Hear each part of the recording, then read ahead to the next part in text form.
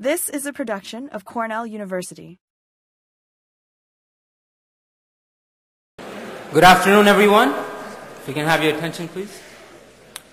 Ladies and gentlemen, distinguished guests, friends, my name is Wasif Syed, and on behalf of the Prince Turki Al-Faisal Welcome Committee, it is indeed a privilege to welcome you all to tonight's monumental evening.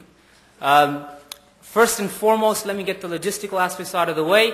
Flash photography will only be permitted sort of in the first 5 to 10 minutes once the Prince takes the stage. After that, it ceases for the remaining event till the first 2 or 3 minutes of Q&A. And could everybody please turn off their cell phones? I'm absolutely delighted to welcome, first and foremost, to today's lecture, His Royal Highness Prince Turki Al-Faisal, and of course his delegation. Today's lecture is part of the Einaudi Center for International Studies Foreign Policy Distinguished Speaker Series. It is being sponsored by a plethora of organizations on campus. I am required, and I shall, recite all of them.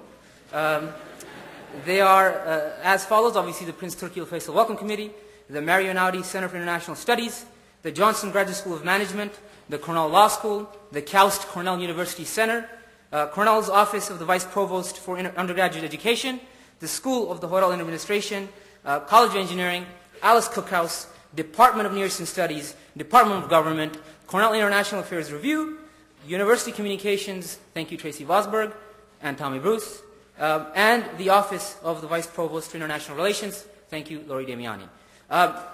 The Foreign Policy Distinguished Speaker is designed to provide Cornell students and others at Cornell in the wider community an opportunity to engage directly with world leaders and better prepare themselves to participate in our global world. Prince Turki Al-Faisal, as one of the most senior ranking members of Saudi royalty and one who has served as the Saudi ambassador both to the United Kingdom and Ireland as well as the United States, is uniquely positioned to speak volumes to this very important issue, particularly to U.S. and Saudi relations. So it is indeed a privilege that he is with us tonight and brings great distinction to this lecture series. Saudi Arabia plays a pivotal role in the 21st century and will continue to do so for many decades and centuries to come. And it is indeed a privilege for all of us that you have graced us with your presence. And we are obviously very much looking forward to your insights.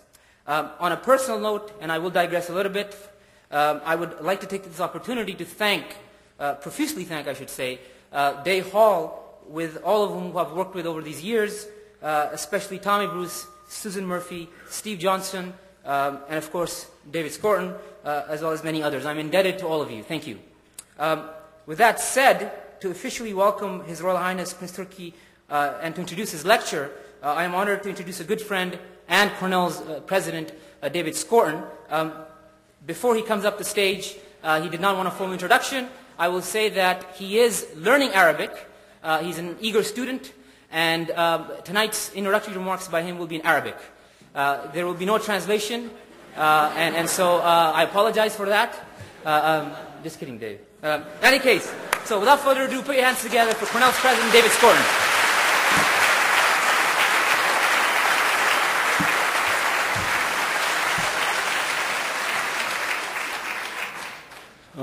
Wasif, thank you for all the things that you have done on this campus.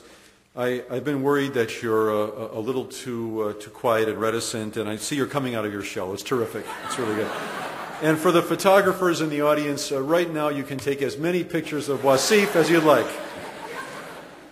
Ahlan wa sahlan bikum.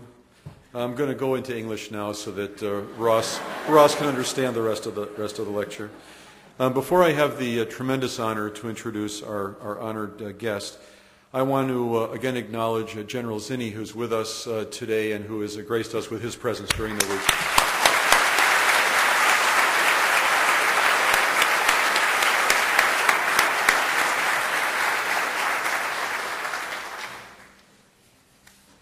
Thank you for spending the time with us, General.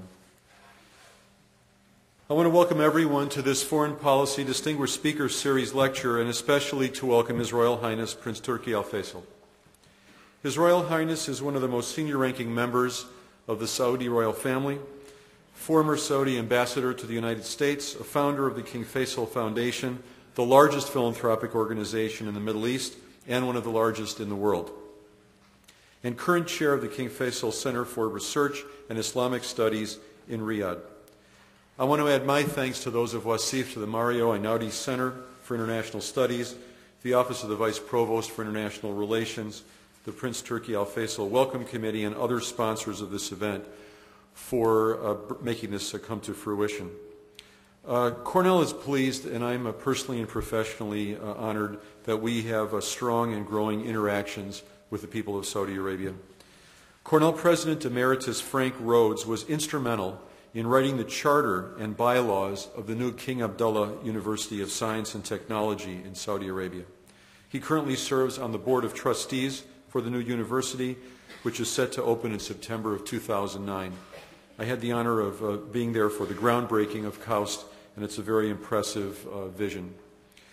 Also on the 20-member KAUST board is our alumna and trustee, Lubna Olayan, a Saudi business leader who earned her Cornell degree from the College of Agriculture and Life Sciences in 1977, and she currently provides enormous and welcome guidance to Cornell as a member of our Board of Trustees and has taught all of us much about Saudi Arabia.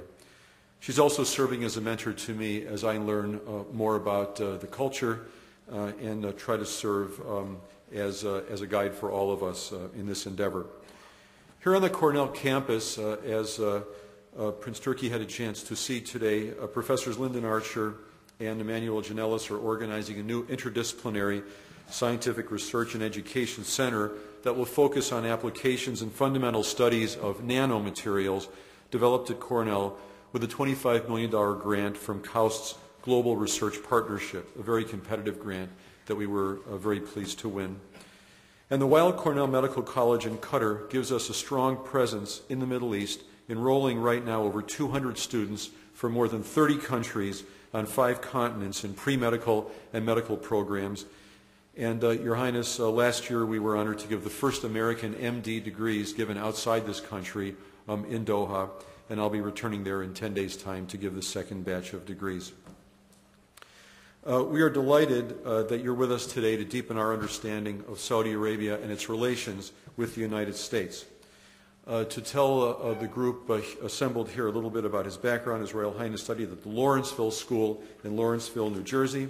He earned a bachelor's degree in international relations from Georgetown University, where he was a classmate of former United States President Bill Clinton, and went on for advanced academic work at Princeton, Cambridge, and the University of London, where he studied Islamic law and jurisprudence. The son of the late King Faisal, nephew of King Abdullah, and brother of Saudi Foreign Minister Prince Saud Al-Faisal, Prince Turki was appointed an advisor in the Saudi royal court in 1973. He served for nearly a quarter century as Director General of the General Intelligence Directorate in the Kingdom of Saudi Arabia. In 2002, he was appointed Saudi Ambassador to the United Kingdom and the Republic of Ireland, and from 2005 to 7, he was Ambassador to the United States. Currently, in addition to his leadership as Chair of the King Faisal Center for Research and Islamic Studies, he serves on the Board of Trustees of the International Crisis Group and the Oxford Center for Islamic Studies.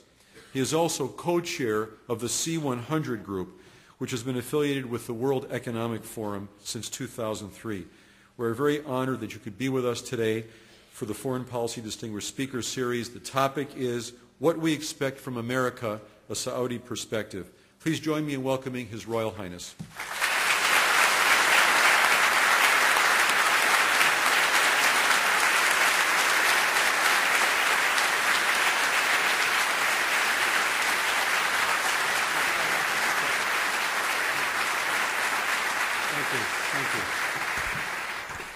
Thank you very much.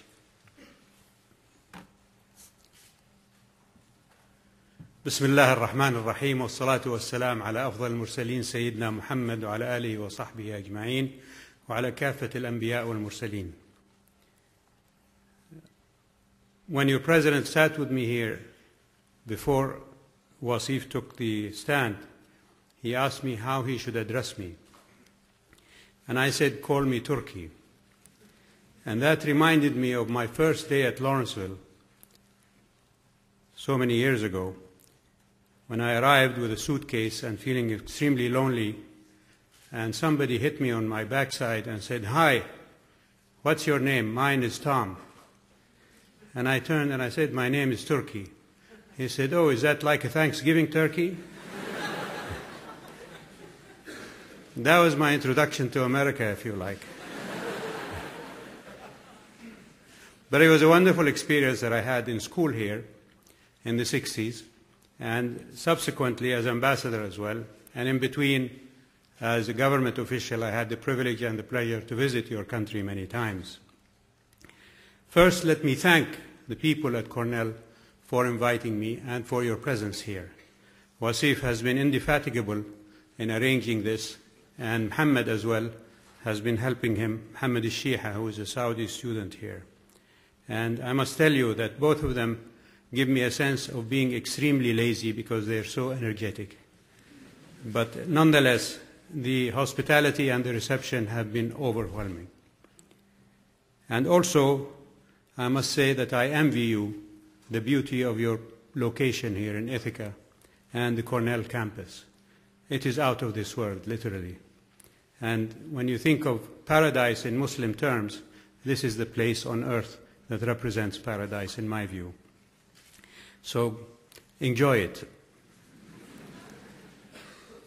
Another thing that your president mentioned was the cooperation between this university and the King Abdullah University for Science and Technology, which is a groundbreaking relationship because it means that both institutions will work together in developing what hopefully will be issues that will benefit all of mankind, and particularly on the CO2 capture and sequestration, which is a very hot topic in these days, photovoltaic cells and solid stone lighting, water treatment and desalination, which is very important not only for Saudi Arabia but for the rest of the world, because as everybody knows, there is a growing shortage of such availability of sweet water for everybody. And then nanomaterials for enhanced oil production. You can imagine what that means to a country like Saudi Arabia. And also, as His Excellency mentioned, the President Emeritus of Cornell is a member of the board of KAUST, and we're very pleased that also Lubna Al-Alayyan, who is an alumnus of your university, is on that board. So going through those introductions, I was reminded of what I was told that Afif Safia, the ex-ambassador of Palestine in the United States, also gave a lecture in this hall. And he was a good friend, and he always prefaced his remarks by saying that I will give you a telegraphic exposition of my ideas. And then he goes on to write a whole book about his introductions. I will stick to being telegraphic. The relationship between Saudi Arabia and the United States is more than 81 years old now, and there are significant dates in that relationship. 1928, King Abdulaziz, the founder of Saudi Arabia, even before it became Saudi Arabia, was in the port of Jeddah, the Red Sea, when he was told that an American philanthropist and industrialist had just berthed his boat in the port, and that he was on a trip around the world, and his name was Arthur Crane. Those of you who know toiletries will know that the Crane name is very much a founder of those toiletries. He was an industrialist and a philanthropist, and he met with the king over dinner, and the king was complaining to him that, alas, Saudi Arabia, or the territory of Arabia, was very large but no water resources. And Crane turned to the king and he said, well, let me send one of my geologists to see if we can find some underground water for you, and other advice that he might give.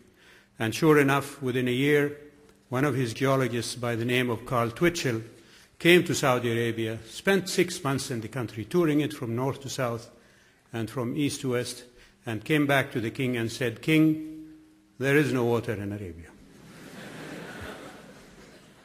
And further, that anybody who tells you otherwise is lying to you. But, and this is an important but, there may be oil in Saudi Arabia. And ladies and gentlemen, the rest is history. American companies developed that oil, and the relationship, having started in a non-governmental way, subsequently and very quickly turned in a very official relationship with the first minister representing your country coming to Saudi Arabia at the beginning of the Second World War. But in 1945, there was an important meeting between King Abdulaziz and Franklin Roosevelt aboard a United States ship, Quincy, in the Bitter Lakes in the Red Sea. And President Roosevelt was returning from the conference in Yalta, and he wanted to pass by and meet with King Abdulaziz, whom he had heard about from Arthur Crane. So they met on board the ship and reached an understanding between them on the future relationship between Saudi Arabia and the United States. The king wanted from the United States technical, economic, and political support because his country was still young and nobody knew what was going to happen after the Second World War. All of the Arab world was then almost under colonial rule, either British or French or some other European colonial power. And the kingdom was the only independent country beside Yemen in all of the Arab countries. And the king sought support from the United States because the United States did not have any colonies in the area and was not a colonialist power. And he also agreed with President Roosevelt that the production of oil in the kingdom would be expanded and an airbase, an American airbase, would be established on the eastern coast of Saudi Arabia after the Second World War. The President wanted from King Abdulaziz support for a program to transport what by then had become evidently a humanitarian problem, which was the Jews of Europe, which had been persecuted by the Nazis, to Palestine. And this was the first disagreement between the two, because the king turned to the president and said, if the Jews had been persecuted by the Nazis, well, why should the Arabs pay the price for that? And he suggested that the best lands in Germany should be given to the Jews of Europe in return for the suffering that they suffered at the hands of the Nazis. That point remained a point of contention, and subsequent history has also kept that point as a point of contention between Saudi Arabia and the United States. Nonetheless, on the other issues of support and aid and technical and political engagement with Saudi Arabia, your country was very much forthcoming and helped us in our developing days in establishing not only educational institutions and accepting Saudi students to come to your country, but also in the technical support, military and otherwise, that was established in the kingdom. A very important date was in 1948 in the relationship between us, which was the date when Israel was established at the United Nations at the strong support of the United States, and there was much recrimination and bitterness between our two countries, because when President Roosevelt met with King Abdulaziz in 1945, he had given a promise to King Abdulaziz that on the issue of Jewish immigration to Palestine, that the United States would take no action until it consulted with its Arab friends. Alas, President Truman, having succeeded President Roosevelt at that time, did not feel that he was obliged to fulfill President Roosevelt's promise, and went ahead and literally established the State of Israel through United Nations bureaucracy and with the support of many European, and curiously enough, even the Soviet Union supported the establishment of the State of Israel. But nonetheless, and despite this setback in the relationship between us, the Kingdom and the United States continued to develop economic, political, and other relationships until 1953, when our then foreign minister, subsequently King Faisal, visited the United States and met with President Eisenhower. And at that time, of course, the Iron Wall had fallen on Europe, and communism had become the enemy of the West and the rest of us.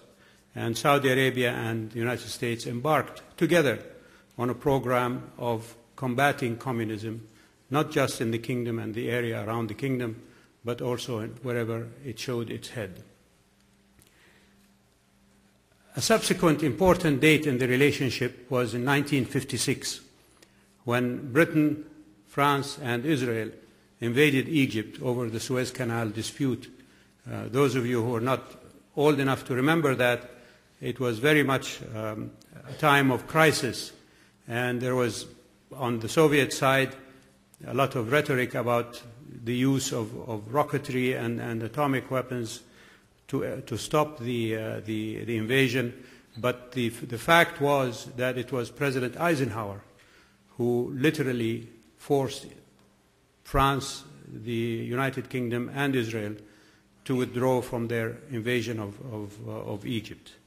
And so the relationship with the kingdom improved, and not just with the kingdom, but with the rest of the Arab world, between the United States and the Arab world.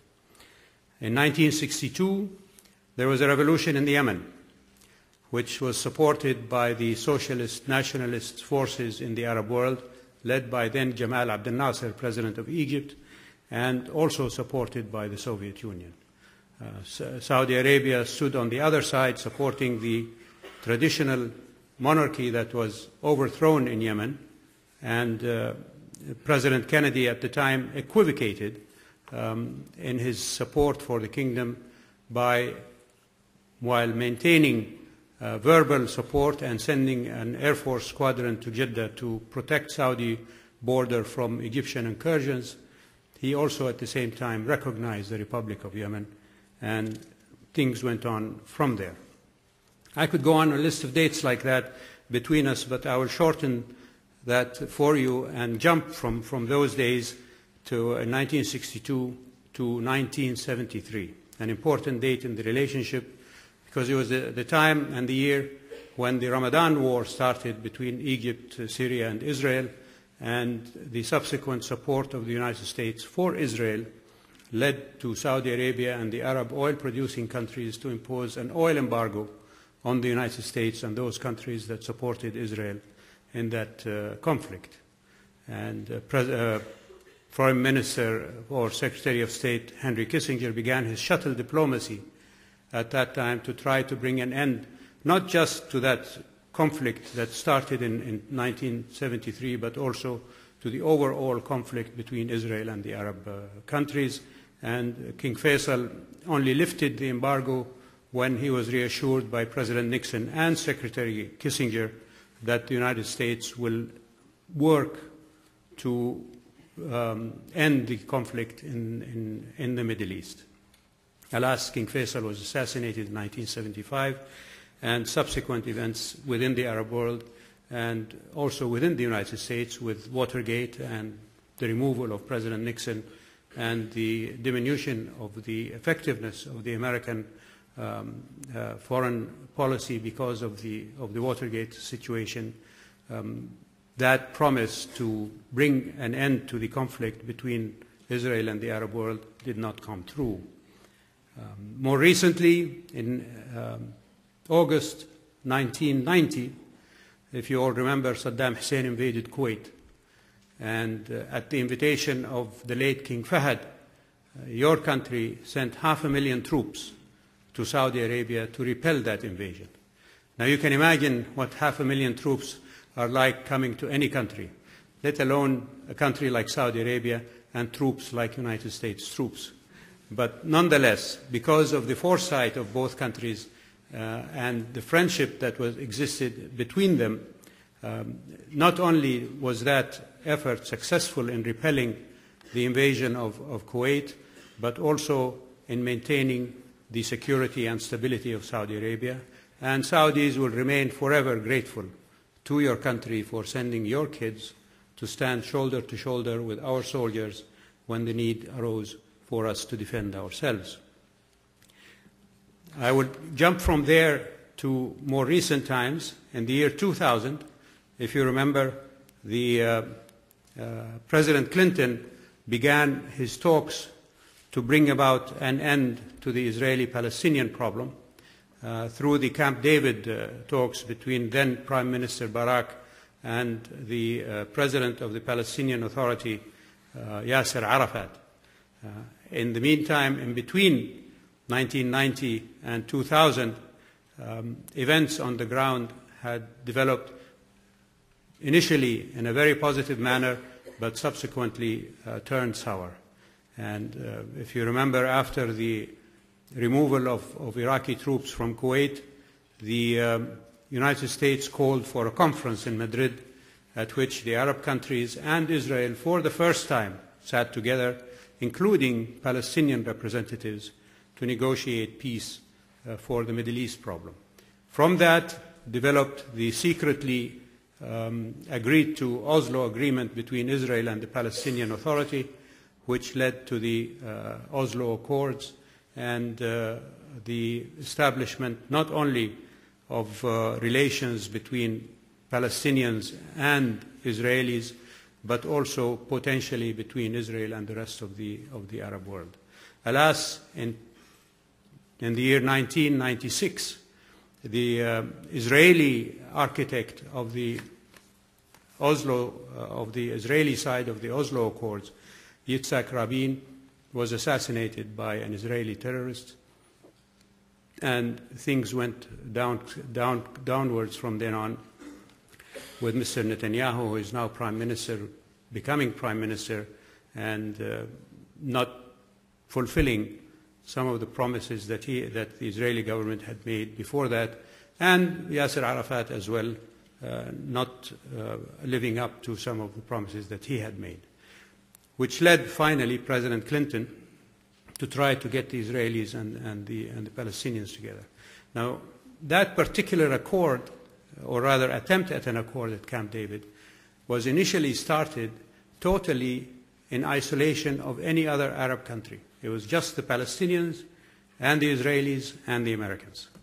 And sure enough, it did not succeed because there had not been enough preparation for it. And the blame was put on President Arafat by President Clinton, but subsequent revelations have shown that everybody was to blame for the failure of that. President Clinton, when things seemed to go sour at that discussion, called then Crown Prince Abdullah and asked him for support. And the Crown Prince turned to him and he said, "Mr. President, what are you talking about? We don't know about these Camp David Accords." And President Clinton said, "Well, I'm sorry we didn't consult with you beforehand, but we need your help." But it was too late by that time. And by the end of that year, December, although the Palestinians and the Israelis met in the town of Taba in Egypt and almost reached an agreement on the issue, with one Palestinian telling me that the only thing that separated them and remained a point of difference between the Israeli side and the Palestinian side were 100 meters along the Wailing Wall. Refugee issue was agreed to, borders were agreed to, East Jerusalem as a capital for the Palestinians was agreed to, and all of the other important issues. But January 20th came along, and Mr. Clinton was succeeded by Mr. Bush, and just before that, Mr. Barak was succeeded by Mr. Sharon. Now, of course, the kingdom couldn't do anything about these things because at that time we were not consulted. But another event that took place subsequent to that was in August 2001, then Crown Prince Abdullah sent to President Bush a letter telling him that, having seen that President Bush had turned his back to peacemaking in the Middle East and almost abandoned everything that Mr. Clinton had almost succeeded in bringing about in the Taba agreements, King Abdullah told the President that Saudi Arabia and the United States were coming at a crossroads.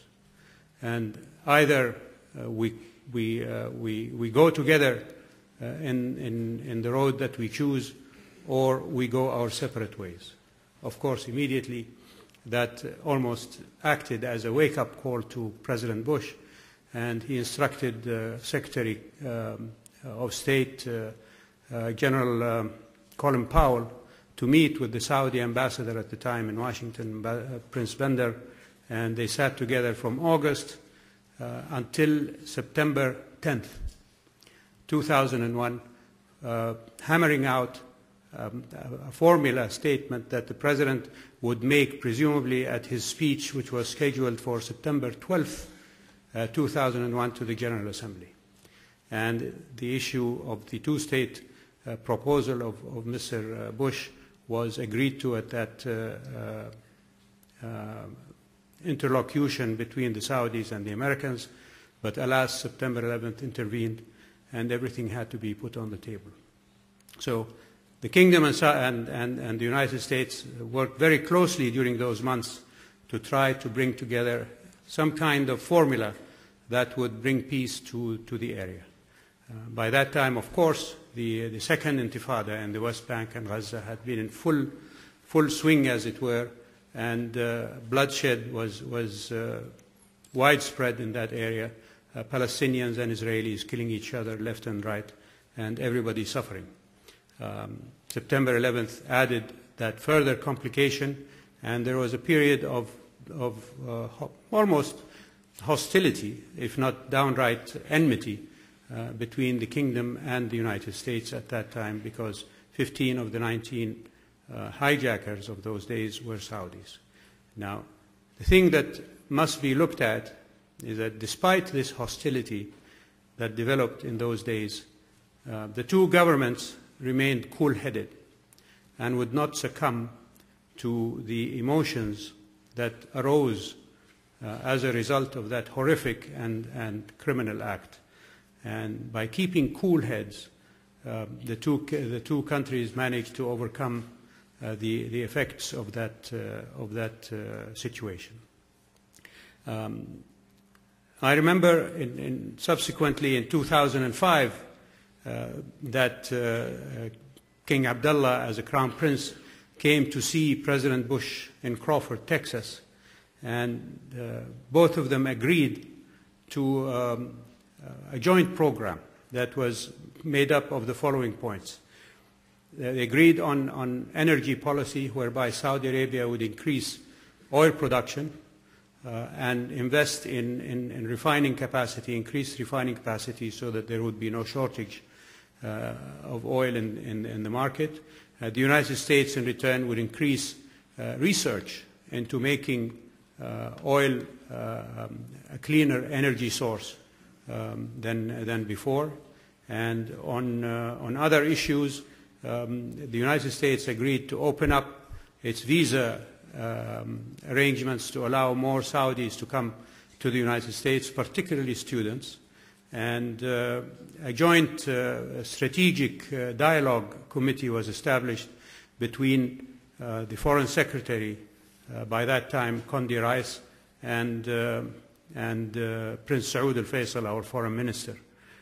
Now, the important thing about the joint strategic dialogue was that it moved the relationship between us from a personal one where a president and the king would get together, they would decide things, and the rest of us will have to follow through on that, to a more institutional setup, whereby ministries and departments and non-governmental organizations between the two countries can get together and discuss issues like education, like culture, like visa regulations, like trade, even energy policy, etc., and security and defense matters, so that it becomes a more diffuse but a more structured and institutionalized relationship than the whim or the will of one or two persons at the leadership on both sides. And it's been going on since 2005, these meetings of the strategic dialogue. I had the privilege of participating in two of them when I was ambassador in your country. The first one was in 2005 and subsequently in 2006 before I retired. And I can tell you that all manner of subjects were discussed in those strategic dialogue talks. Issues that are sensitive from both sides, like freedom of religion, education, promotion of hatred and anti-Semitic issues, Islamophobic issues, all sorts of juicy subjects were discussed in those meetings quite openly and directly without any inhibitions. This was all at the direction of both President Bush and King Abdullah. In subsequent meetings between President Bush and King Abdullah, both in the kingdom and subsequently the last meeting of the G20 in Washington, when President Bush was giving up his term, the king also continued to value the relationship with your country and maintain a healthy and open dialogue with President Bush, which he subsequently carried on with Mr. Obama when they met at the recent G20 meeting in London. Now, in all of this, we must take into consideration that other things are happening on the ground that affect the relationship between the kingdom and the United States. You must all remember the price of oil hike that took place between 2006 and 2008. And I remember being in the United States as ambassador at the time, at the beginning of that price hike, and listening to President Bush at his State of the Union talk in January 2006, where for the first time President Bush started talking about energy independence. Now you can imagine my surprise when he mentioned that, and I was sitting there in the Congress listening to him, because just a few months before he had met with King Abdullah and agreed on a joint energy policy. There was no talk about energy independence in that meeting, but nonetheless President Bush brought it up, and as a surprise to me, I complained to Stephen Hadley, his advisor on national security, that at least you could have informed us beforehand. And believe it or not, what Stephen Hadley told me was, "Forgive me, Your Highness, but this was an economic issue and it didn't pass by me." And I said, "Yeah, sure." But nonetheless, the frankness of the discourse between me as ambassador and Stephen Hadley as the advisor to the national security, to the President on national security, was the hallmark of the relationship between the two countries. And subsequently, of course, President Bush sent a letter to King Abdullah saying that he maintains his position that he agreed to with the king at their meeting on the joint energy policy. But the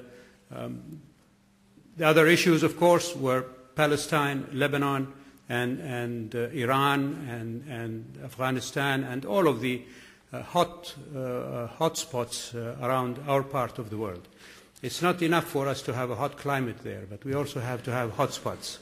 And incredibly, despite various disagreements that we may have had with your leadership on some issues like Palestine and perhaps even on the, if you remember, the war between Israel and Hezbollah in 2006, yet the king made sure that the relationship with the president would be maintained in as friendly a manner as can be, and to be as frank as possible within that framework of friendship.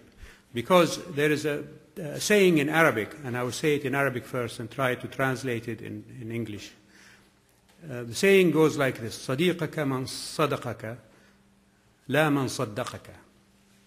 And a poor translation of that is, your friend is he who tells you the truth, not he who tells you what you want to hear. And this has been the hallmark of King Abdullah's relationship with the president, first President Bush, of course, and now with President Obama. And let me just mention here a few factors I think that are important to the relationship between the two countries. One, of course, is Palestine. And what we as Saudis, and I can speak as a Saudi citizen now because, thank God, I'm retired from official work.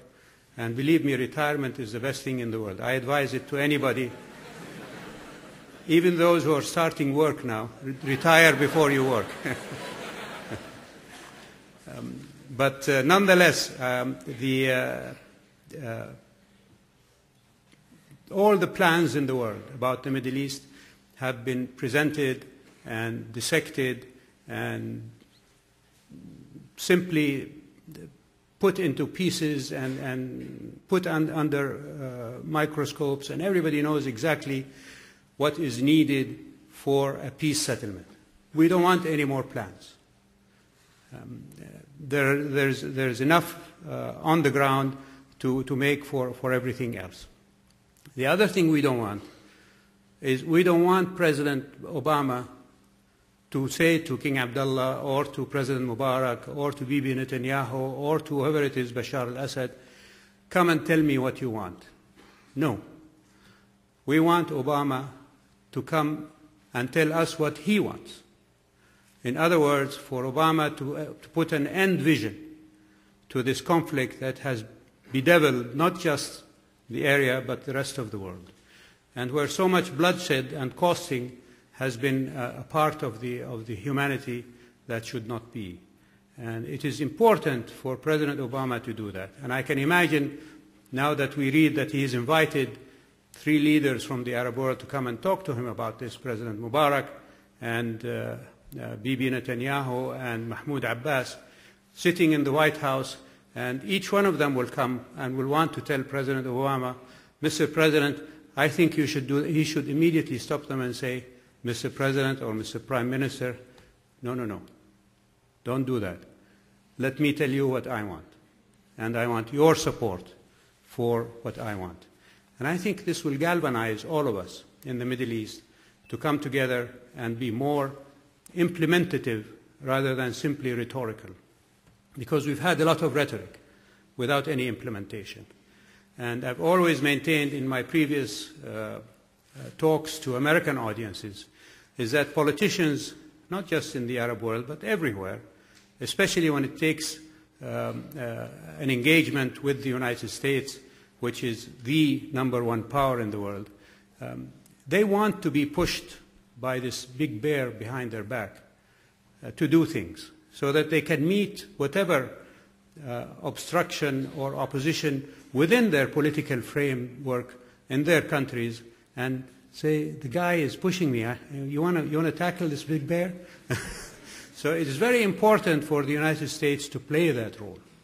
Alas, during Mr. Bush's 2 terms, there was no such role being played.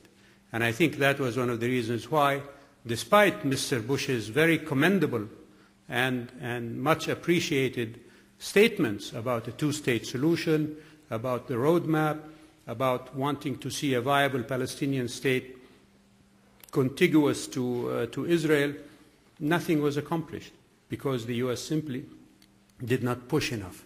Now, Mr. Obama has raised expectations tremendously in the Middle East. I'm sure all of you have had similar experiences with Mr. Obama here as well. And we're willing to listen to what he tells us and to be led by him in hopefully achieving a permanent peace in the Middle East. So he should take advantage of that. And he should put his foot forward and step on the ground, rather than simply giving us more promises or more rhetoric. And he's very, very eloquent, and his rhetoric is very beautiful to listen to, but in the final analysis, it will mean nothing if he does not implement it. Positive factors from Mr. Obama that we've heard, of course, a few days ago with King Abdullah of Jordan, is that he is still committed to the 2-state solution, and that he thinks the Middle East problem should be solved sooner rather than later. His appointment of George Mitchell was much appreciated and is a positive step forward. And also, when Secretary Clinton mentioned that Mr. Mitchell is going to be operating out of the Middle East rather than out of somewhere else, that is a clear indication that this administration wants to do things on the ground. So we're holding our breath and waiting. It's been a short time from January to now.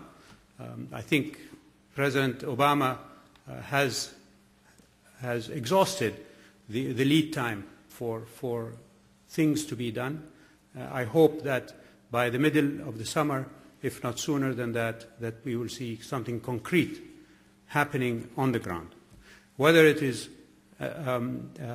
knocking heads together and bringing the Arab and Israeli leaders together and putting some sense in them, or whatever it is that is maybe required and will be devised by his advisors, particularly Mr. Mitchell. And that is one subject. On Lebanon, which is a key factor in all of this situation, despite the fact that Lebanon is a very small country and has its own political problems. Mr. Obama should ask the Israelis to withdraw immediately from Shab'a Farms. Shab'a Farms in Lebanon, for those of you who don't know it, are even smaller than the campus of this university. Yet there are Israeli troops still on Lebanese territory, which gives Hezbollah and the other forces in Lebanon that talk about national liberation an excuse to maintain their weaponry and their armed conflict against Israel and the threat of sending rockets across the border. You remove Israeli troops from Shab'a, and that issue will become moot, and it will disappear by itself. And it will allow the Lebanese forces inside Lebanon politically to get together and to start talking about Lebanese issues rather than national liberation issues, which is bedeviling the situation inside Lebanon. On Syria, President Obama has indicated that he wants to talk to the Syrians. And President Bashar al-Assad has indicated that he wants to talk to the Americans. So go ahead and talk. You don't need a midwife to bring you together. You can do it, and it's very easy. And President Bashar al-Assad has also indicated that he wants to reach an agreement with Israel. Please encourage that. Don't stand in the way. Let the Israelis and the Syrians, even if it's done through the Turks, achieve a peace treaty. Why not? This will be all the more helpful for the rest of us. And on Iraq, I think it is very important, before American troops withdraw from Iraq, that a Security Council resolution be passed under Chapter 7, guaranteeing the territorial integrity of Iraq. Because I'm afraid that the centrifugal forces in Iraq are still strong and would take advantage of the withdrawal of American troops from there to exercise whatever ambitions or agendas they may have, whether it is the Kurds in the north or the Shia in the south or the Sunnis in the center. Within those groupings, there have been those who have called for some kind of dismemberment of Iraq. This will only turn all of us into a lot of, how can I put it, not only desperate but vicious interlocutors in a civil war that will erupt immediately inside Iraq, but also from outside, whether it is the Turks from the north or the Iranians from the east and the northeast, or the Saudis from the south or the Syrians from the west. It will simply draw us all in a conflict that is not needed and should be stopped before it takes place. So this is, I think, an important issue to maintain the stability and the coherence and the territorial integrity of Iraq. On Afghanistan, I think President Obama has followed the right policy. He has declared, if you remember, during the campaign, that he was going to go after the terrorists in Afghanistan. And that should be his end game in Afghanistan. But in the meantime, he should solicit support for that effort from the world community. Now these terrorists, whether they are in Afghanistan or in Pakistan, they don't have friends in the rest of the world. The Russians don't like them. The Chinese don't like them. We are fighting them. The Pakistanis are fighting them. The Iranians are fighting them. And the rest of the world is fighting them because they are terrorists. So you can imagine how much support, whether military, economic, or political, can be galvanized if a call came out of President Obama for that effort. And once you provide all of these resources to get the terrorists, even the people within whom the terrorists are living now, who for the past 7 or 8 years have seen no concerted effort to get the terrorists, will support such an effort. And once you get them, then you declare victory and get out. Don't leave your armies in Afghanistan.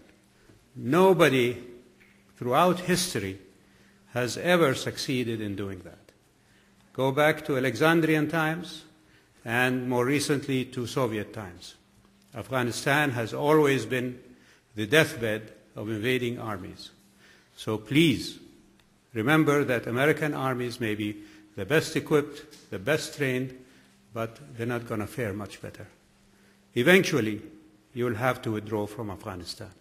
It is better to do it after you've accomplished something concrete, like getting rid of these terrorists, rather than simply being pushed out because of the large body count that is coming out of Afghanistan. This is very important. And on Pakistan, equally, I would say that the incursions into Pakistan by these predator pilotless aircraft are doing most harm to the Pakistani armed forces, and also in galvanizing anti-American support within the tribal areas and within Pakistani population. Stop those. You don't need them. Once you galvanize the support that I was talking about against the terrorists, you will have the Pakistani people and the Pakistani armed forces with you instead of against you. And all these predator aircraft do is simply increase the anti-Americanism within the areas where they hit. In most cases than others, more civilians are killed than intended targets, whether they be Taliban or terrorists. And on the issue of the Taliban, don't think that the Taliban is one cohesive political party like the Democrats or the Republicans.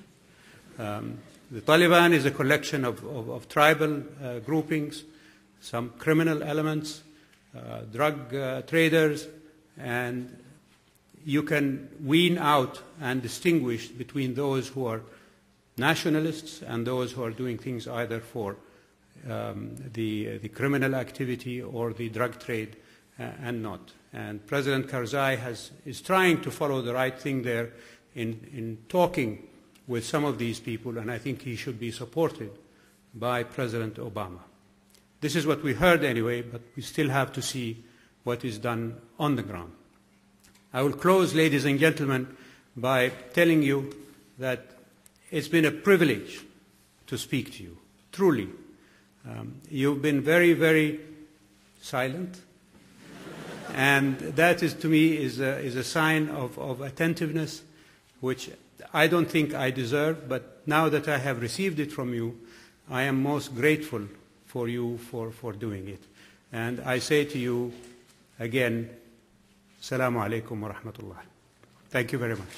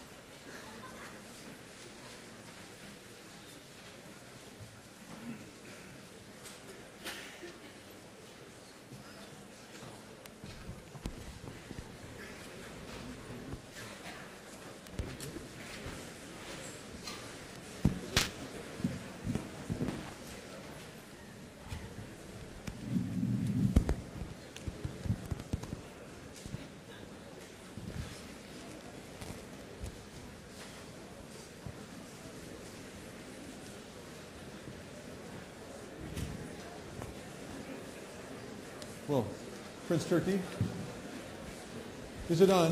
Yes, yeah. I can.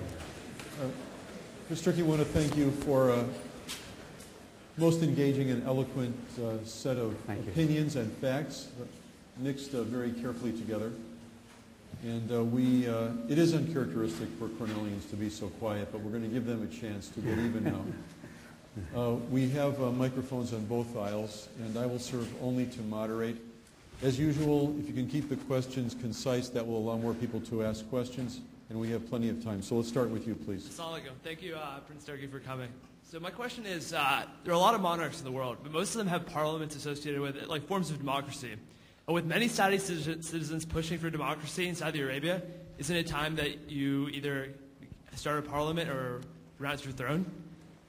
That's a good question, because the kingdom, when it was first established as a unified country, before even it became Saudi Arabia, in 1926, at that time it was called the Kingdom of the Hijaz and the Sultanate of Najd and its dependencies.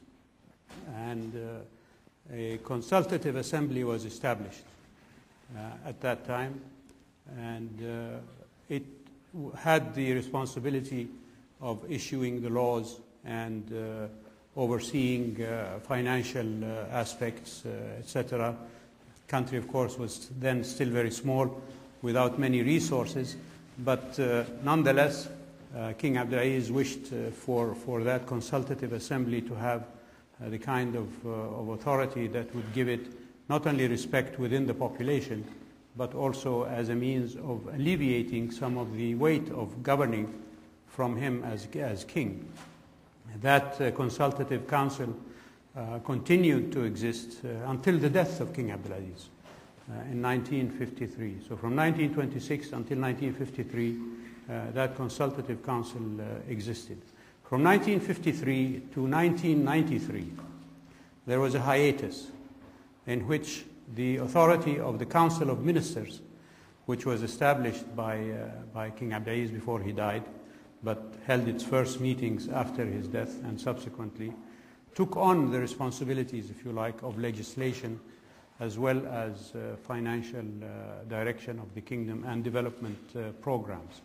And within the framework of the council, depending on how many members there were chosen for that council, the leadership generally made sure that representation from different parts of the country was on that council.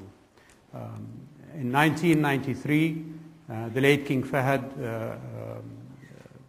issued what were then called the Basic Laws for Saudi Arabia, in which for the first time a definition of what the kingdom is was put on paper.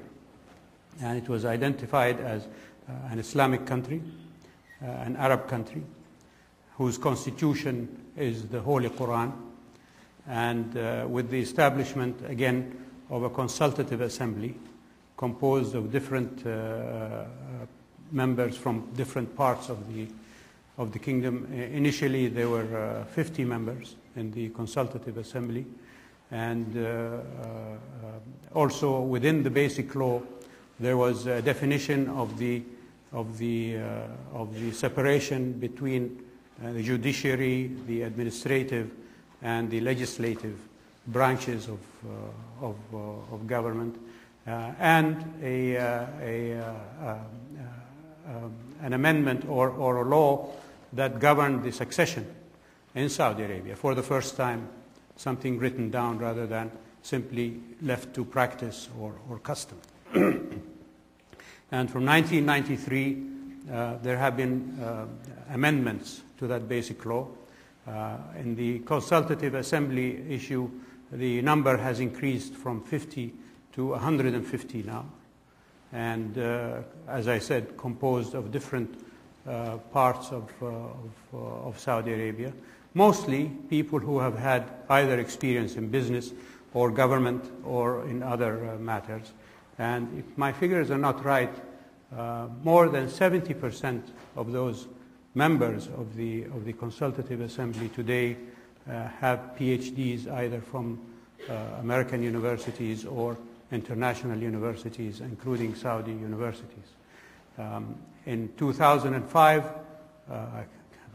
King Fahd was still alive, and of course, then Crown Prince Abdullah issued a law that would restart municipal elections in the kingdom.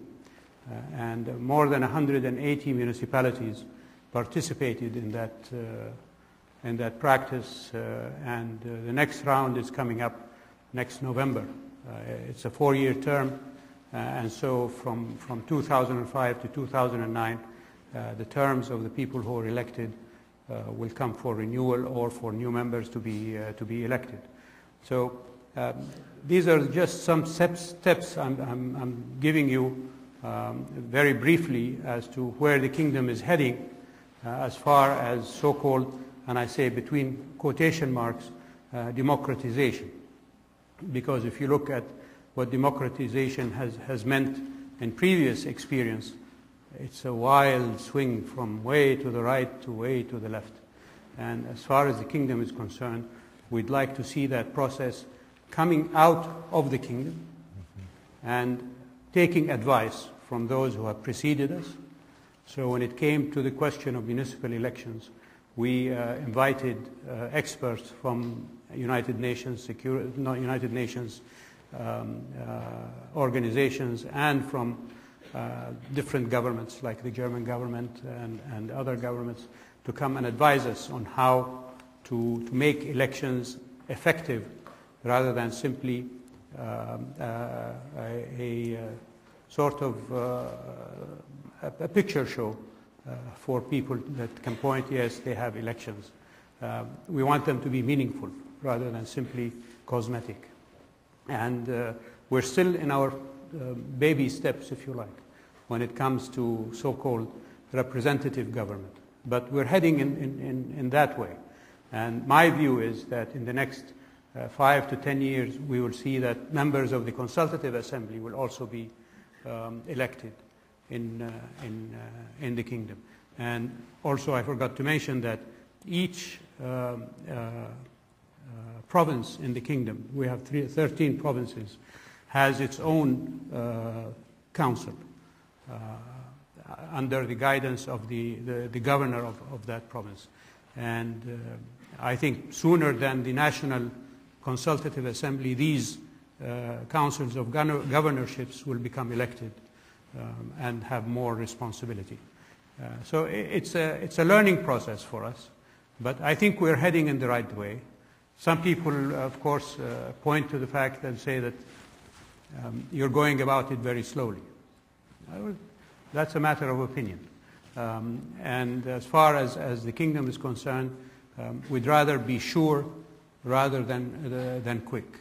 And this is the way that we've followed our development historically, and will continue to do that. Can I ask you a quick follow-up question? No. I think you should let... No, thank you. There's so many people are waiting. Please. Your Highness, thank you so much for joining us today. It is Thank really you. an honor to talk with you. I'm a student at the Cornell Institute for Public Affairs. I can't hear you. I'm a student at the Cornell Institute for Public Affairs, and I'm very much interested in the situation in Pakistan. Yes. I was wondering if you can speak a little further about the current political situation in Pakistan, and in your view, who are financing the Taliban forces there? Who? Are financing the Taliban forces there? You want to put me in trouble with Pakistan? Welcome to Cornell. Now, as I said in my presentation, I think Pakistan at the moment, or rather let me put it this way, the Pakistani armed forces at the moment are being undermined. And not just by these predator attacks, but things that are happening within Pakistan itself. The political rivalries in Pakistan have not worked to create the kind of stability that a country like Pakistan needs in order to meet all of these important challenges that face it. One thing that many people who blame Pakistan, for example, for the Taliban or for the terrorists that they are in Pakistan, forget to mention is that Pakistan itself is a victim of these very same terrorists. If you've seen the pictures of the bloodshed that took place in Pakistan over the last 10 years, let alone in the last few months or so, you can imagine what impact these terrorists have had on Pakistan. All I can say is that the politicians had better get their act together in Pakistan. Instead of political rivalry now, they should be working for national cohesion. But they're not, unfortunately. Some people will say, and I won't say that I'm saying that this is a result of democratic practice. But on the other hand, if you're going to have democracy, you're going to have to bear the consequences of having democracy, and this may be one of those consequences where you have such rivalries at a time when national unity should be the guiding factor. Thank you. Please. Your Royal Highness, in 1996, the Sudanese government offered to arrest and extradite Osama bin Laden to Saudi Arabia, which was hoped by the Clinton administration that he would go and be executed for treason. In 1998, you personally were sent to Afghanistan to negotiate Osama bin Laden's handover. You've been reading up on me. I'm wondering if the kingdom refused in 1996 the extradition, what changed in the passing 2 years? The offer by then President Bashir to then Crown Prince Abdullah during the pilgrimage season of that year was that we'd be willing to send bin Laden to you, but you must promise not to prosecute him. And King Abdullah turned to President Bashir and he said, nobody is above the law. If you want to send bin Laden to us, we'll take care of what is required according to our legal system. So they didn't. I might add that in that same year, President Bashir offered to send bin Laden to the United States. And President Clinton or his advisors told the Sudanese, unfortunately, we don't have enough to make a case against him in an American court of law. And so he was not sent to the United States. Eventually, of course, he was asked to leave Afghanistan, and he arranged, Sudan, and he arranged for a reception, if you like, with one of the smaller Afghan Mujahideen parties that were opposed to the Soviet Union in previous years, and who knew bin Laden, of course, because he was operating in Afghanistan, or rather in the border between Afghanistan and Pakistan, as a provider of humanitarian aid in those days in the 80s against the Soviets. So that small party, which was led by a very distinguished and I knew him, very worthy gentleman called Yunus Khalis. I don't know if there are any Afghans here, but I'm sure if there are, they would know who Yunus Khalis is. So he was hosted by Mr. Yunus Khalis when he left Sudan. In 1998, because he had begun to not just disseminate and publicly declare war against the kingdom and others as well, the late King Fahd and Crown Prince Abdullah sent me to Kandahar to meet with Mullah Omar and advise Mullah Omar that this man is doing harm to Afghanistan by his statements and his actions, because the kingdom at the time also was arresting some people who had been sent from Mr. bin Laden to do some terrorist work in the kingdom. And that we'd be very much glad to take him off your hands. Mullah Omar, the first meeting was in June, I think it was, 1998. He said, well, we have given him refuge and protection, so we can't simply just hand him over. So I suggested that a joint Sharia committee will be established between Saudi Arabia and Afghanistan to decide on the judicial issues of whether Afghanistan can hand over someone who had been given protection, if you like, under Islamic law. And he agreed to that, Mullah Omar, and I left Kandahar with the expectation that within a couple of weeks or so we would be setting up the committee and carry it forward. Unfortunately, 2 weeks passed, 3 weeks. The fourth week, Mullah Omar sent over his then advisor, who subsequently became the foreign minister, Mr. Mutawakkil, to the kingdom to reassure the king and the crown prince that they were still working out the modalities of how to set up this joint committee, or the Afghan side of this joint committee, but that they were still carrying forward what we suggested to them. And this was in July. By August, the Dar es Salaam and Nairobi terrorist attacks took place against American embassies, and President Clinton at the time demanded the extradition of bin Laden to the United States, and fired off these missiles against Afghanistan, presumably to hit terrorist targets in Afghanistan.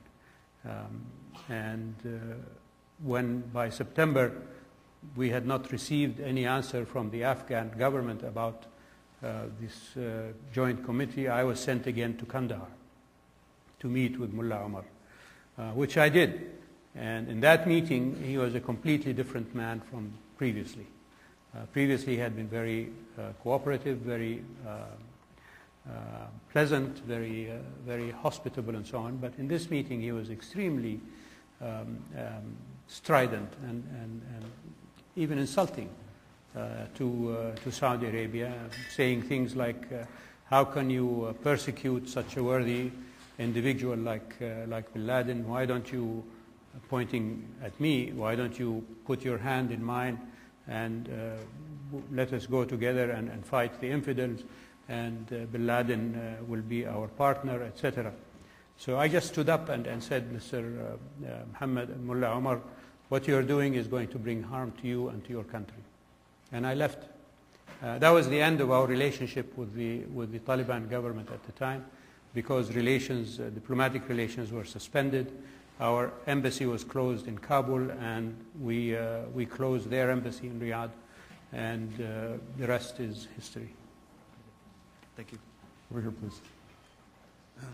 Thank you very much for coming to speak to us.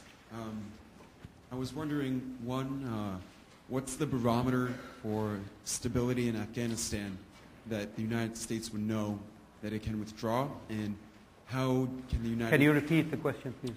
What's the barometer for stability in Afghanistan that the United States knows that it's stable enough that it can withdraw, and how does it ensure that once it withdraws from Afghanistan, it doesn't go back to warlords? As I said, getting the terrorists should be the end target in Afghanistan, and either by arresting them or by eliminating them. And once you've done that, the removal of the armed forces from Afghanistan. There is no way that you can ensure or assure that conflict in Afghanistan is not going to continue with the removal of American or NATO forces from Afghanistan. But I would tell you that the presence of American and NATO forces in Afghanistan also has not assured an end to the conflict in Afghanistan.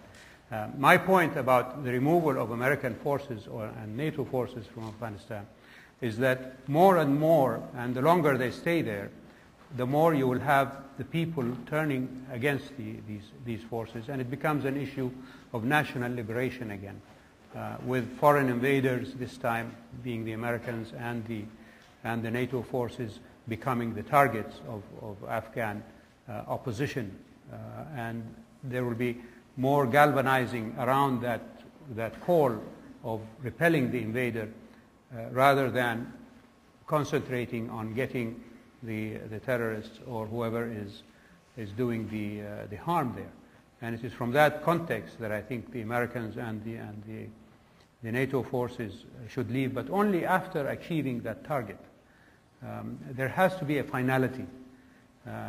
You can't just leave it now without having done what President Bush said he was going to do when he invaded Afghanistan. He said we're going to get those terrorists. And so the more that these terrorists survive, simply by waking up every morning, when whatever cave or whatever hilltop or whatever village they're in, they acquire more of an aura of invincibility and, if you like, prestige, because they have been declared already a target by the United States, and yet they manage to survive the might of the United States and NATO this time around. So from that aspect, I think getting them and putting a finality to their presence in that area would allow for a legitimate and, if you like, an honorable withdrawal to take place from Afghanistan. From the time of Alexander the Great, Afghanistan has existed as an entity of competing tribal and if you like, charismatic figures in Afghanistan. And I think this will continue, no matter how much hope or pretension you may put in developing a democratic system in Afghanistan. I don't think it will work. I think inevitably it will be decided by tribal loyalties or by charismatic figures that will come out of these tribal loyalties in Afghanistan. Thank you, Your Highness. Yes, sir. I had a couple of very brief questions. I won't talk about Afghanistan. One because question. I think other citizens are asking about that. Okay. Then my question is, I'd be very blunt about it. As you said that a friend usually tells you what's the fact. Why being dependent? From your talk when I listened, you have always been dependent on an external force to come and defend you. We have all the resources. We have the manpower. We have young people. Why asking someone else to send forces and defend us when we can do it ourselves? Well, I think this is not unique to us, if I may respectfully say. Throughout history, even biggest empires that existed, they've always sought support from people outside their authority or their writ. If you look at the most recent events in, well, not so recent, in the Second World War, for example. The United States by itself could never have accomplished what it did without the support of the British and the other Allied forces that fought against the Nazis and then the Japanese.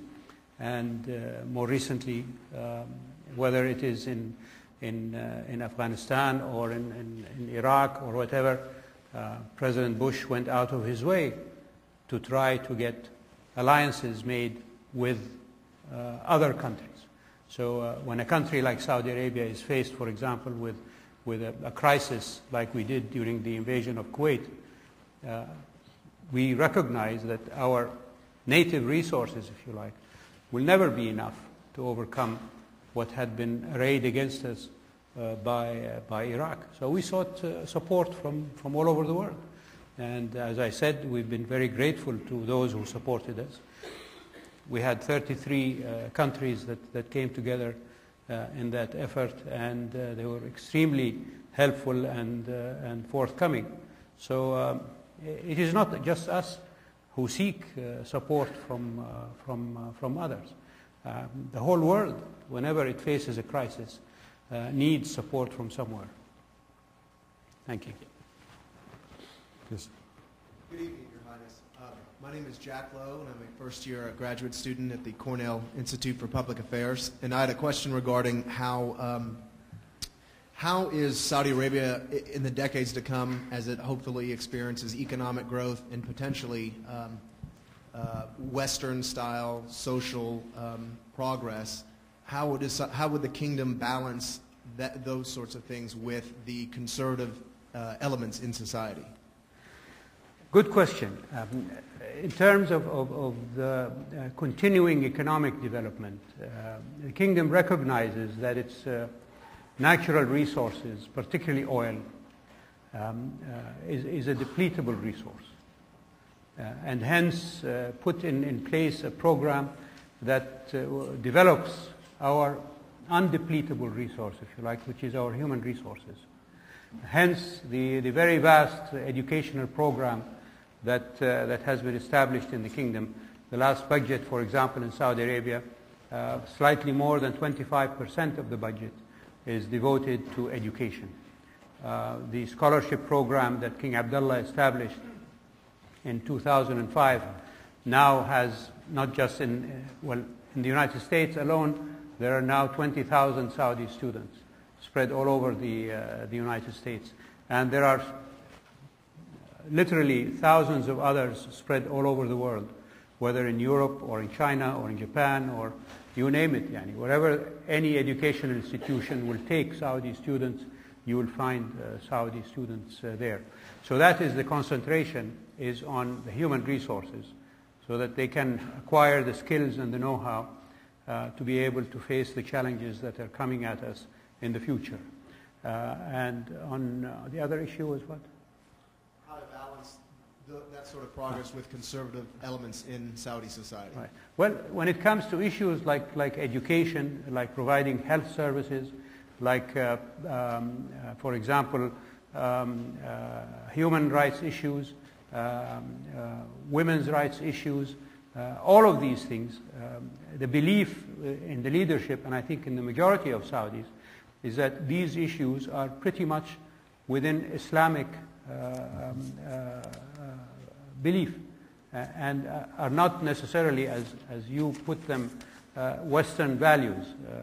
And in that context, the contention, if you like, between those who would promote, for example, women's education, women's employment, etc., and other such factors that deal with the rights of women and so on, contend with those who oppose them as this is what Islam is and should be practiced.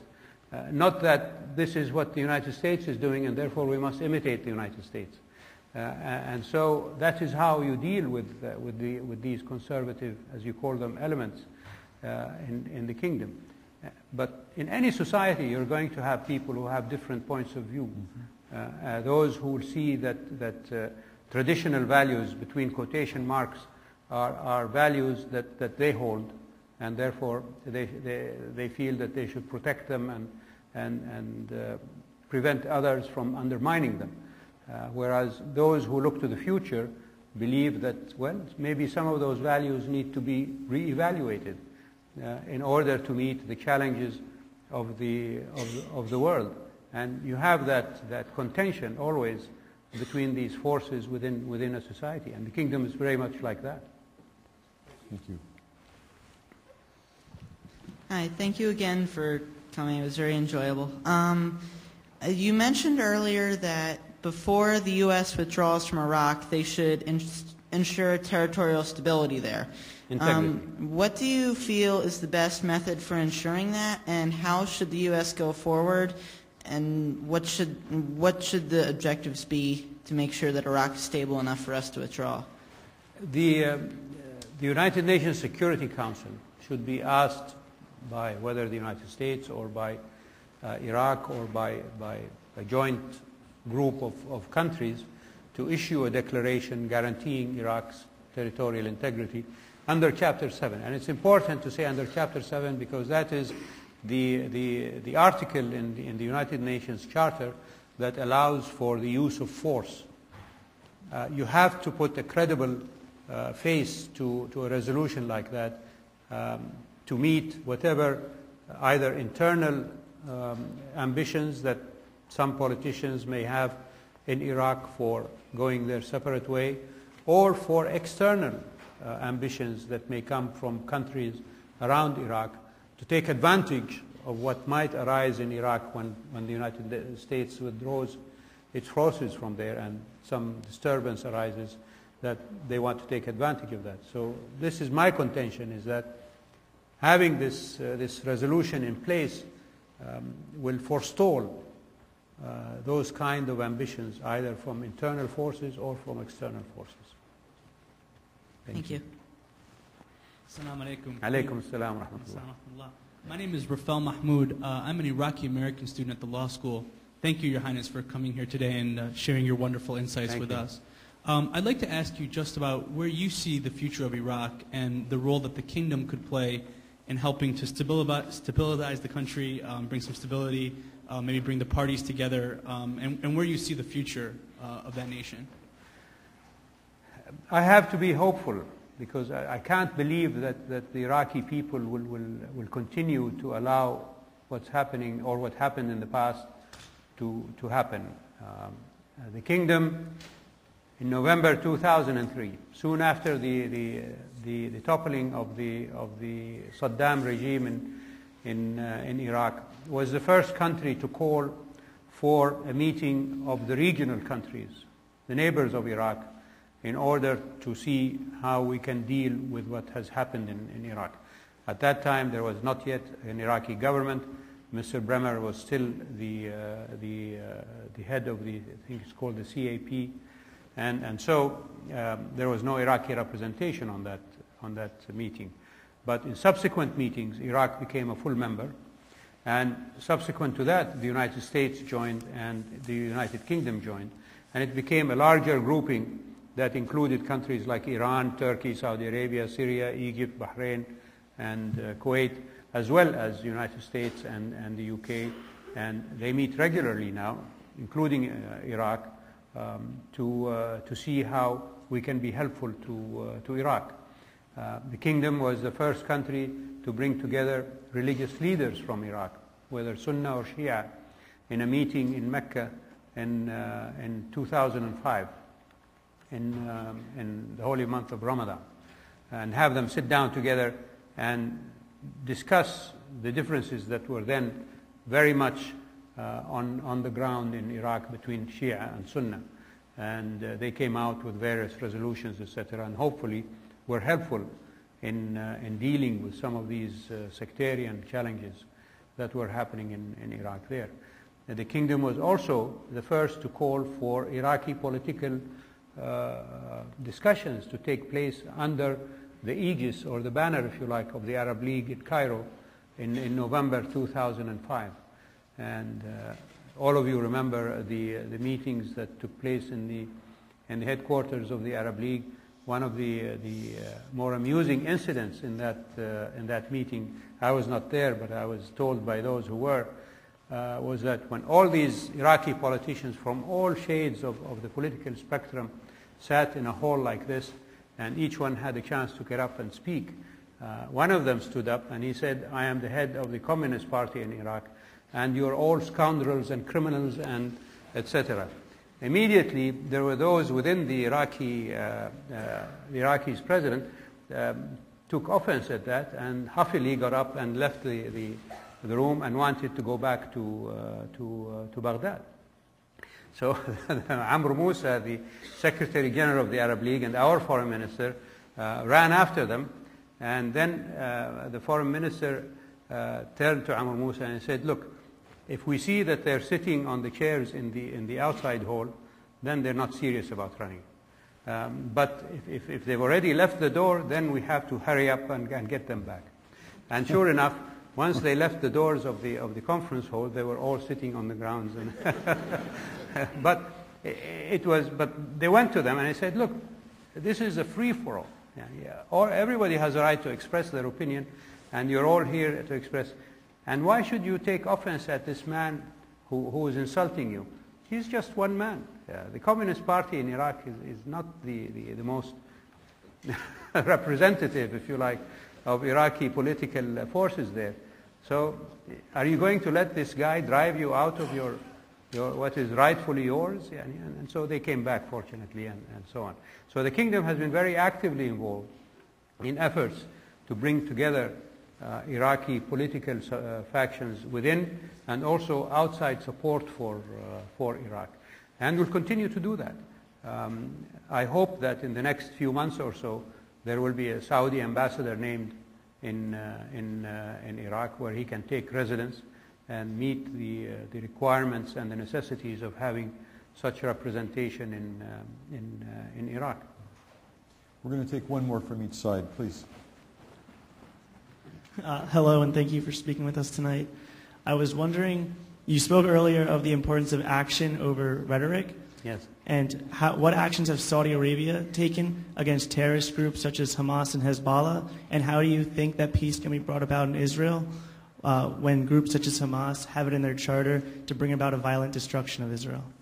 Good question. The charter of Hamas, as you say, has these statements in it. But I would say to you also that in 1993, when Yitzhak Rabin met with Yasser Arafat to reach the Oslo Accords, the PLO charter at that time had similar language in it.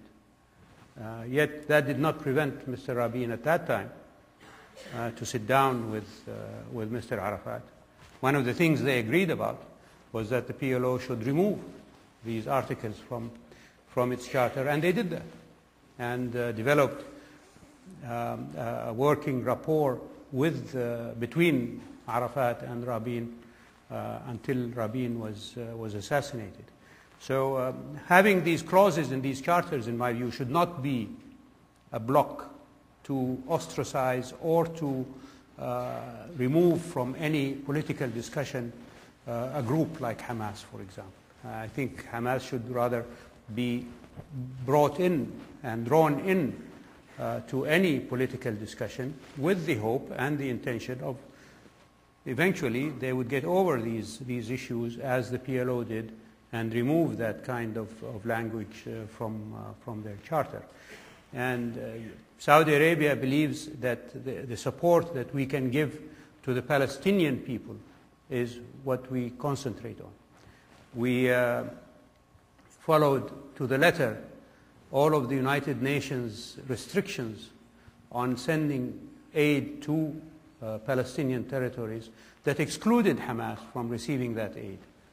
We never gave aid directly to Hamas once those United Nations restrictions were placed. And when banking institutions, for example, throughout the world, because the United Nations restrictions were placed, stopped any transactions with groups like Hamas, we followed those restrictions without any hesitation. But we never let that prevent us from trying to get support to the people wherever they may be, whether in Gaza or in the West Bank and the rest of the Palestinian territories. And let me say another thing, Yani. Personally, Yani, I think Hamas has done great harm to the Palestinian people by the methods that it has used, whether it is suicide bombings or whether it is the rockets that they lob at, and I would not even dare to call them rockets. They're more like fireworks. But nonetheless, they're a frightening weapon that they use. This has done them and the Palestinian people more harm than anything else they could have done, in my view. And I've suggested in public to the leaders of Hamas and Jihad and those who practice such issues that they should go for civil disobedience. They should follow the example of Mahatma Gandhi and Martin Luther King. They'll get more out of that than anything that they can achieve by either suicide bombings or these rockets that they lob over their borders with Israel. And if you remember the first Intifada in 1987-88, it was a slingshot Intifada with children your age. I'm sorry, I'm not calling you a child, but I'm much older than you are, so you will forgive me that. But young people your age, were firing slingshots at Israeli troops. And that Intifada did more for the Palestinian people than anything that has been done since then. And so my advice has been to Hamas and to those who would practice military means to oppose Israel, is that you're choosing the wrong weapon. How can you challenge the Israeli military might? Israel has the tanks, the aircraft, the helicopters, the most modern American technology. You just can't compete with that. But challenge them on humanitarian grounds. Make them out to be the bullies that they are when they fire these enormous destructive weapons at you. And that's how you win. And this is, I think, the thing that people in Hamas and Jihad and other groups like that should consider. Last question, please. My name is Salam. I'm from Pakistan, and I'm a graduate student at the Cornell Law School. First of all, a personal note of thanks for the recent role that has been played by the Kingdom in the Friends of Pakistan meeting. My question very briefly is that do you see the Kingdom playing a specific role in developing understanding between US and Pakistan of the terrorism issue itself and finding a solution to it? The Kingdom has always been engaged with Pakistan and with the United States. I remember when I was Director of Intelligence, we had very close relationship with Pakistani and American officials on all issues, and not just on the issue of the Soviet invasion of Afghanistan at that time. So I'm assuming that since my retirement, that kind of joint program has been continuing. What I can say is that the United States does not need an interlocutor with Pakistan. I know that the President to President, Secretary of State to Foreign Minister, Head of Intelligence in Pakistan with CIA Chief, Army Chief of Staff in Pakistan with US Army Chief of Staff, etc. They have all sorts of links and communications that continue forever. General Zinni here, I'm sure at his time in CENTCOM, was a practitioner of all of these communications. So I don't think either the Americans or the Pakistanis need Saudi Arabia to intervene between them. But as a friend of both countries, naturally we express opinions to both countries. Thank you very much. Thank you. Thank you. Thank you, sir. Thank you very much. Thank you. Thank you, Your Highness, President Skorton. We have one last item left in the agenda, but first let me thank the audience for their attendance, for their enthusiasm, and for their engagement.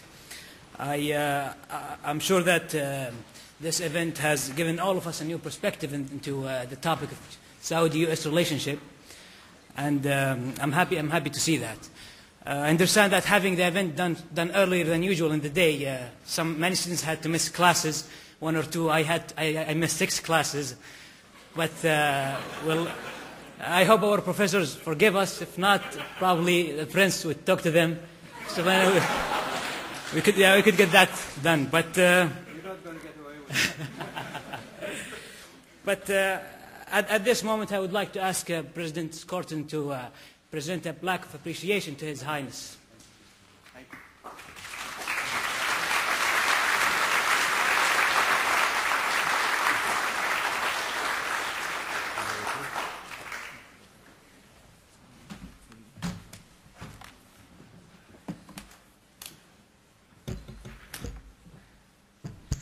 And it reads, Cornell University, the Mario Einaudi Center for International Studies, and the Prince Turki Al-Faisal Welcome Committee, in appreciation of His Royal Highness Prince Turki, Foreign Policy Distinguished Speaker, April 23, 2009, Ithaca, New York.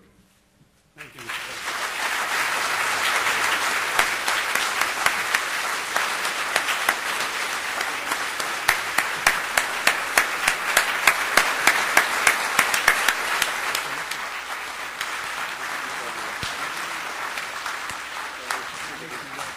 Thank you, everyone. Have a wonderful evening, and we'll see you in our next event.